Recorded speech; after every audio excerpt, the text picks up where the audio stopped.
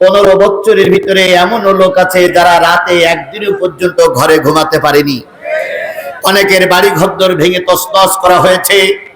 আমি গুনাহগার, আপনি আমার এলাকায় যে খোঁজ নিয়ে দেখবেন, আমাকে 5 দিন রিমান্ডে রাখা হয়েছিল। কি অপরাধ করেছিলাম আমরা? 5 দিনের ভিতরে আমার এই চোখ শুধুমাত্র উজু করার সময় ছাড়া খোলা হয়নি। যদি 2 হাত খুলে দিতে 1 হাত খুলে দিয়ে চেয়ারের সঙ্গে বেঞ্চের সঙ্গে বেঁধে রাখতো। 5টা দিনের পরে তারা টাকার লেনদেন শুরু করলো। পরিবারের সঙ্গে টাকার লেনদেন করে প্রায় 10 লক্ষর মতন টাকা আমাকে দিতে হলো। তারপর আমাকে তাদের কাছ থেকে জীবন ভিক্ষা নিতে হলো। আমার বাড়ি ঘরদোর গুলো ভেঙে দিল। আমার ছোট্ট বাচ্চাটা যখন এসে পুলিশের পা জড়াই ধরলো যে স্যার, আমার আব্বু সারাদিন রোজা, এখন ইফতারিটা করতে দেন, এই পুলিশ নামক হায়নারা সেদিন লাথি মেরে আমার ছোট্ট বাচ্চাটারে দূরে ফেলাই দিয়েছিল। আমার মা এসে বলল, বাবা আমার ছেলেটারে নিয়ে যেও না। আমার মার গলা ধাক্কা দিয়ে মাটির পর আঘাত করে আমার মায়ের কপাল কেটে গিয়েছিল। আমার মা সেদিন কপালের ওই রক্ত ছুঁয়ে বলেছিল, আল্লাহ, আমার সন্তানকে তোমার রাস্তায় কুরবানি করলাম, এর বিনিময়ে যদি এ দেশ কোরআনের দেশ হয় আমার কোনো দুঃখ নাই। জাতির কাছে জানতে চাই, আজকে অনেকে বক্তব্য দিচ্ছে, জাতির কাছে জানতে চাই এই মানুষগুলো আমরা কি অন্যায় করেছিলাম? আমাদের রক্ত ঝরাইছিলেন আপনারা, আর আজকে আপনারা মিষ্টি মিষ্টি কথা বলছেন। অবশ্যই জাতি আপনাদের চিনে রেখেছে, চিনে রাখবে। কোন অপরাধ করিনি তবু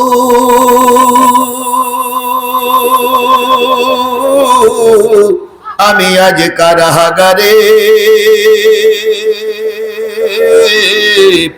বিনা দোষে জেলে আমায় পাঠায় জালিম সরকারে।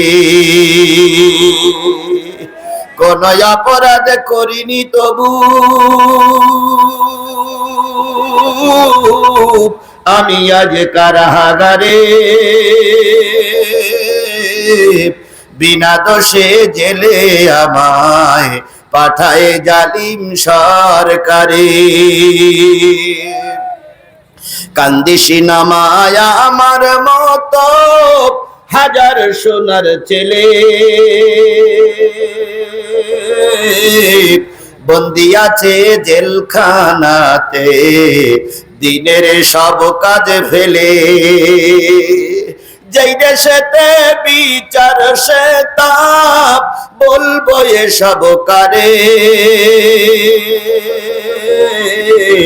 বিনা দোষে জেলে আমায় পাঠায় জালিম সরকারে। চোর ডাকাত আর খুনিরা পায় রাষ্ট্রপতির ক্ষমা,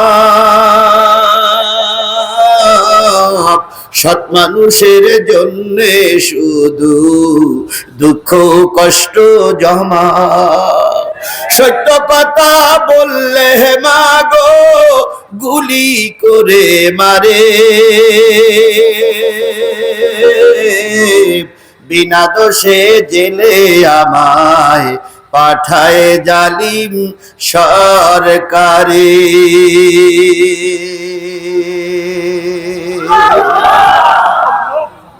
যে কথাগুলো বললাম, কথাটা ঠিক না বেঠিক? তাহলে আল্লাহ পাক ওই দিনটা পার করে এখনো রসুলের পথে আপনাকে আমাকে কবুল করেছেন। এই জন্য রসুলের নামে দুরূদ আর সালাম সকলে মিলে বলছি সাল্লাল্লাহু আলাইহি ওয়াসাল্লাম। বন্ধুগণ, আমরা কিসের থেকে কথা শুনতে চাই?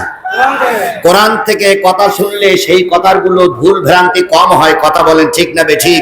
সুতরাং আমরা কিসের থেকে কথা শুনবো? আরো জোরে বলেন, কিসের থেকে কথা শুনবো? আল্লাহ বলতেছেন, ওয়াইযা কুরিয়াল কোরআন ফাসতামিউ লাহু ওয়া আনসিতু লাআল্লাকুম তুরহামুন।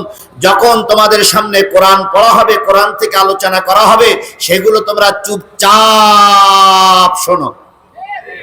কি করে শুনতে হবে? চুপচাপ বসে বসে শুনতে হবে। আমি আজকে বসার জন্য খুব বেশি অনুরোধ করব না, কারণ কাদা। এখানে আমি যখন আসলাম কাদার পথে হেঁটে এসেছি, এই লক্ষাধিক জনতা কোথায় বসবে?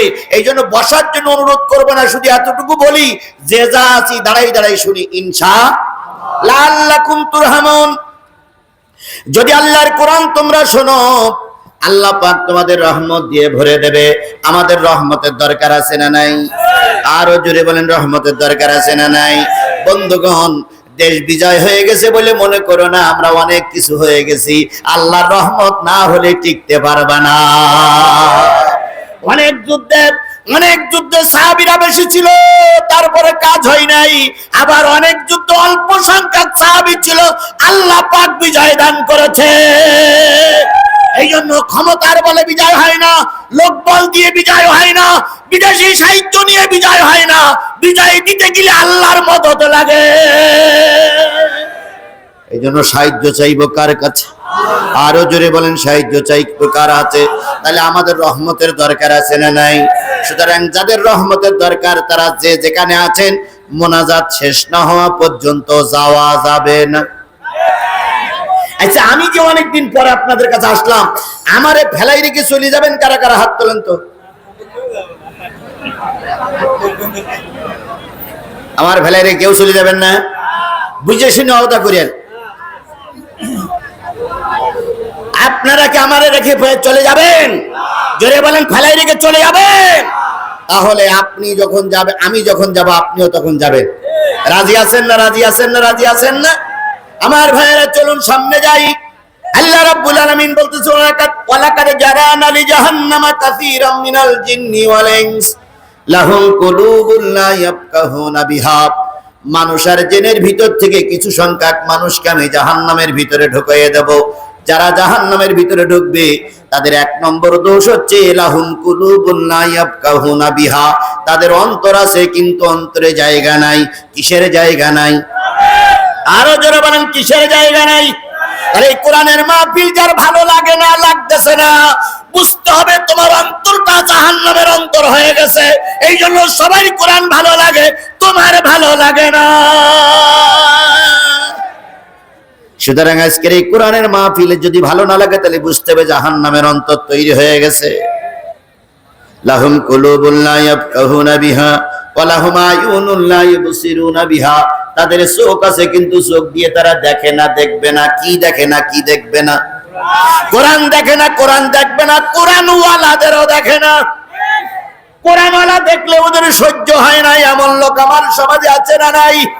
আরো জোরে বলেন, আছে না নাই?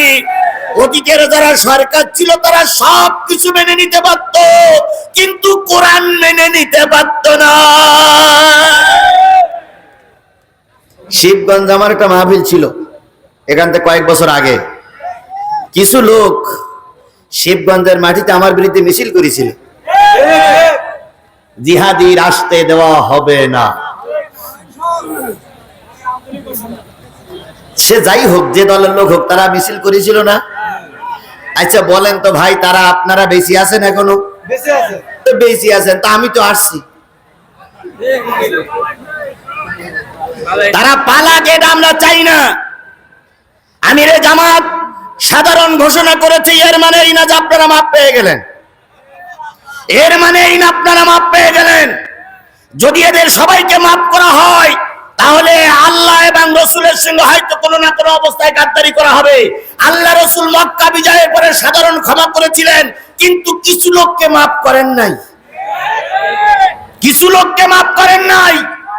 সুতরাং আজকের এই সমাবেশ থেকে স্পষ্ট ঘোষণা করতে চাই, সবাই মাপ পাবেন না। সবাই মাপ করলে সমাজ চলবে না। কথা বলেন ঠিক না বেটি? সুতরাং কিছু লোককে বিচারের আওতায় আনা হবে। যারা আমাদের মাহফিলগুলো বন্ধ করেছিলেন, যারা আমাদের নেতাদের ঘরে থাকতে দেন নাই, যারা মিথ্যা মামলা দিয়ে আমাদেরকে গৃহশূন্য করেছেন, যারা আমার সন্তানকে হত্যা করে আমার কাঁধে আমার সন্তানের লাশ তুলেছিলেন, তারা বগলে, তারা গোপে তেল মাখাবেন আর আমরা আঙুল চুষবো। ও শনিবার অনেক আগেই পাল্টে গেছে। যদি ফিরে আসে আলহামদুলিল্লাহ, নতুবা জনগণ ওপেনলি খোলা ময়দানে তোমাদের বিচার করবে। ইসলাম প্রতিশোধে বিশ্বাস করে না। ইসলাম বিরোধীদের ক্ষমা করার, ইসলাম বিরোধীদের তওবা করার সুযোগ দেয়। আমরা সেই সুযোগটা দিয়েছি বলে এই কথা মনে করিও না যে তোমরা অনেক কিছু হয়ে গেলেন। না, এর মানে এই নয় সবাইকে ঢালুভাবে মাফ করার কোনো সুযোগ নাই। যে যা করেছো জনতার আদালতে, কোর্ট কাছারির মাধ্যমে তাদের বিচার হবে। আচ্ছা বলুন তো, সবাইকে মাফ করে দিলাম, তাহলে হেফাজতের ময়দানে যারা গুলি করে মারলো তারা কোথায় যাবে? এরপরে এই বিগত 5ই আগস্টের আগে যারা গুলি করে সাধারণ জনতা, ছাত্ররা প্রায় 1000 মানুষকে মেরে দিলেন, তাদেরকে যদি মাফ করি তাহলে ওই লোকগুলো, তাদের যারা মারা গেছে তারা নিশ্চয়ই তার পরিবার এবং তারা কষ্ট পাবে। কথা বলেন ঠিক না বেঠিক? সুতরাং মাপ পাবে তারাই যারা সমাজে কোনো অন্যায় কাজ করেনি, সাধারণ কর্মী ছিল, তারাই মাপ পাবে। ওই পুলিশের সাবেক আইজি, ওই 3 ইঞ্চি হারুন,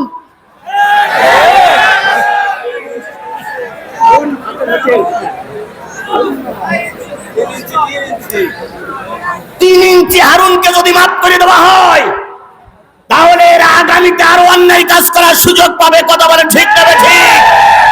এই আইন মন্ত্রীরা যদি মাফ করে দেওয়া হয় তাহলে আইন আরো বেআইন হবে। কথা বলেন ঠিক না ঠিক? এই কাউয়া কাদেরকে যদি মাফ করে দেওয়া হয় সমাজে আরো অশান্তি হবে। যে প্রধানমন্ত্রী, সাবেক প্রধানমন্ত্রী যখন বিমানে চড়তেছে তখনও বলতেছে পুলিশের আইজিকে ডেকে, দেখো তো গুলি করে ময়দান পরিষ্কার করতে পারো কিনা। তাহলে যে ব্যক্তি বিমানে ওঠার সময় বলে গেলেন গুলি করে ময়দান পরিষ্কার করো, এই ব্যক্তির যদি মাফ করে দেওয়া হয় তাহলে জাতি কার বিচার করবে, কার দিক থেকে জাতি তাকাই থাকবে? সুতরাং ইবলিস, ফিরাউন, নমরুদদের মাফ করা হবে না, হবে না, হবে না। ইসলামের শত্রুরা হুঁশিয়ার সাবধান, ইসলামের শত্রুরা হুঁশিয়ার সাবধান। আমার বন্ধুগণ, তাই আমি বলতে চাইছিলাম, যাদের দিলে কোরআন নাই তারা যাবে কোথায়? আয়ুনুল্লাহ ইবসিরুনা বিহা, তাদের চোখ আছে, তারা চোখ দিয়ে দেখে না। কি দেখে না? শুধু কোরআন দেখে না, না কোরআন ওয়ালাদেরও দেখে না। আযানুল্লাহ ইয়াসমাউনা বিহা, তাদের কান আছে কিন্তু তারা কি করে না? শোনে না। কি শোনে না?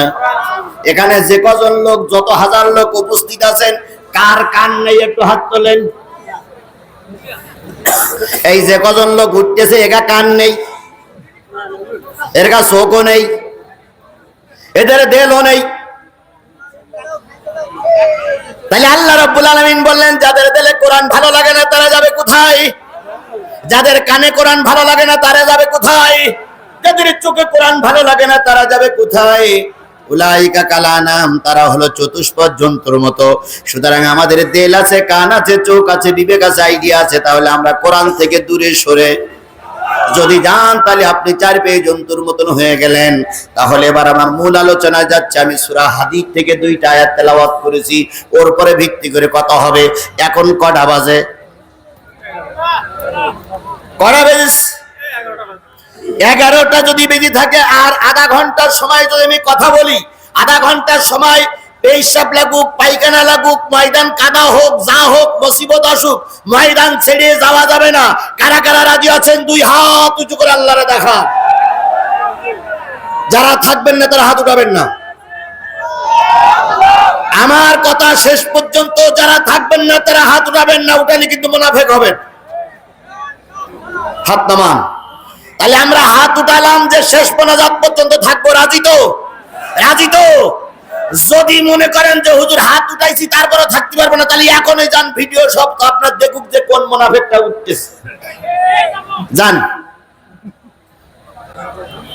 যদি না যান, আমার মোনাজাতের শেষ পর্যন্ত থাকা লাগবে। রাজি আছেন? বন্ধুরে, অনেক দিন পরে সময় পেয়েছি, অনেক কথা হবে ইনশাআল্লাহ। অনেক খেলা তো হবেই, খেলা হবেই। কোন খেলা থেকে জিহাদি পিছনে পিস্টান মারেনি। সেদিন বাতিলদের মোকাবেলা করে জিহাদি ময়দানে খেলেছে। কথা বলে ঠিক না ঠিক? আর এখন সব তো আমাদের লোক, সুতরাং খেলা তো আরো মজবুত হবে। তাহলে আমাদেরকে একসঙ্গে চলতে হবে। কথা বলেন ঠিক না ঠিক? তার আগে আমি আপনাদের কাছে 2 মিনিট সময় নেব, যেটা সব সময় নিয়ে থাকি। সেটা হলো, এই যে বিশাল মাহফিল করতে যেয়ে মাত্র 10,000 টাকা খরচ হয়েছে। এই মাহফিলটা করতে দিয়ে মাত্র 10,000 টাকা খরচ হয়েছে। কথা কি ঠিক? কথা কি ঠিক?